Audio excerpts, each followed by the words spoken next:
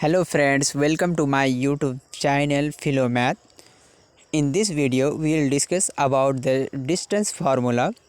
Distance formula actually ये होता ये है कि अगर कोई भी दो पॉइंट दिया हुआ है और उसका कोऑर्डिनेट पता है तो इजीली हम लोग उन दोनों पॉइंट्स के बीच के डिस्टेंस को हम लोग निकाल सकते हैं। यहाँ पर आपको लिखा है कि if A x1 y1 and b x2 y2 are two points in a plane then find the distance between points A and B. देखिए आपको यहाँ पर बता रहा है कि पॉइंट ए और पॉइंट बी का जो कोऑर्डिनेट है वो x1 y1 है एंड बी का कोऑर्डिनेट x2 y2 है और ये दोनों पॉइंट जो है एक ही प्लेन पर लाई कर रहा है। फर्दर जब आगे आप स्टडी करेंगे तो उसमें आप देखिएगा कि दो पॉइंट जो है सेम प्लेन पर भी लाई कर सकता है और डिफरेंट प्लेन पर भी लाई कर सकता है। अगर सेम प्लेन पर लाई कर रहा है तो हम लोग सिंपली डिस्टेंस फार्मूला को यूज़ करेंगे जो अभी हम लोग रीड करने वाले हैं। अब फर्दर हायर स्टडी में जब आप जाएंगे तो वहाँ पर पॉइंट जो है सेम प्लेन पर भी लाई कर सकता है और डिफरेंट प्लेन पर भी लाई कर सकता है। अगर पॉइंट डिफरेंट प्लेन पर लाई कर रहा है तो इसका मतलब है कि हम लोग जो अभी फार्मूला ड्राइव कर रहे हैं इस फार्मूला का यूज़ नहीं कर सकते। उसके लिए फिर एक अदर सिचुएशन क्रिएट हो जाता है, उसके लिए फिर हम लोग दूसरा फार्मूला यूज़ करते हैं। अब देखिए यहाँ पर हम लोग ऐसा एक स्ट्रेट लाइन ड्रॉ कर लेंगे, उसमें दो पॉइंट इंडिकेट कर देंगे और पहला पॉइंट को ये मान लिए हैं कि ये जो है x1 y1 है और दूसरा पॉइंट b x2 y2 है।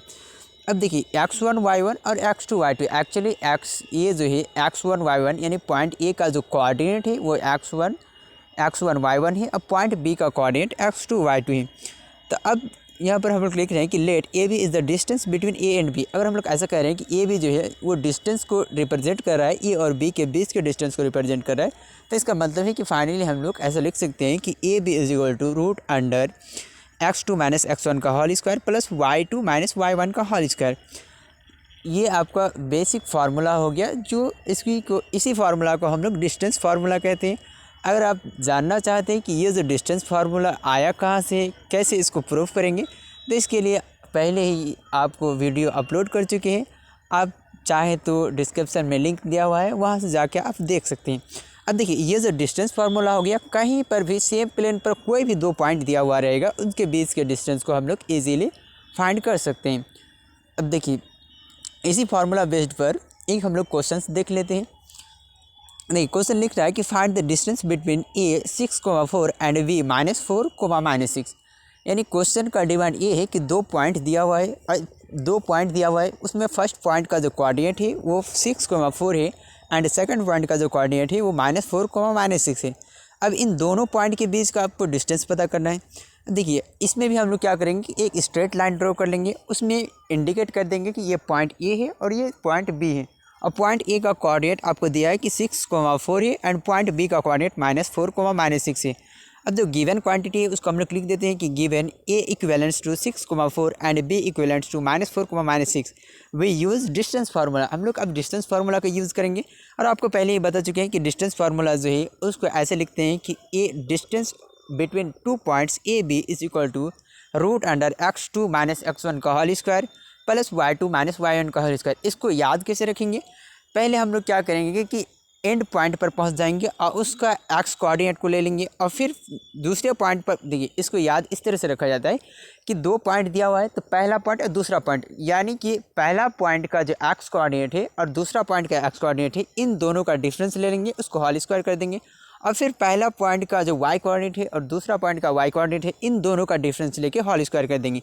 आप x2 माइनस x1 लिखिए या x1 माइनस x2 लिखिए, दोनों का होल स्क्वायर सेम ही होगा, क्योंकि आपको पता है कि कोई भी चाहे वो स्क्वायर पॉजिटिव नंबर का हो या नेगेटिव नंबर का हो, उसका सेम नंबर अगर पॉजिटिव या नेगेटिव होता है उसका स्क्वायर लेने पर हमेशा वैल्यू पॉजिटिव ही आता है। इसीलिए आपको इस पर घबराने की ज़रूरत नहीं है। आप x2 माइनस x1 का भी होल स्क्वायर भी लिख सकते हैं और x1 माइनस x2 का भी होल स्क्वायर लिख सकते हैं, प्लस y2 माइनस y1 का होल स्क्वायर लिखिए या y1 माइनस y2 का होल स्क्वायर लिखिए। इसमें कोई रिजल्ट पर कोई इफेक्ट नहीं पड़ने वाला है।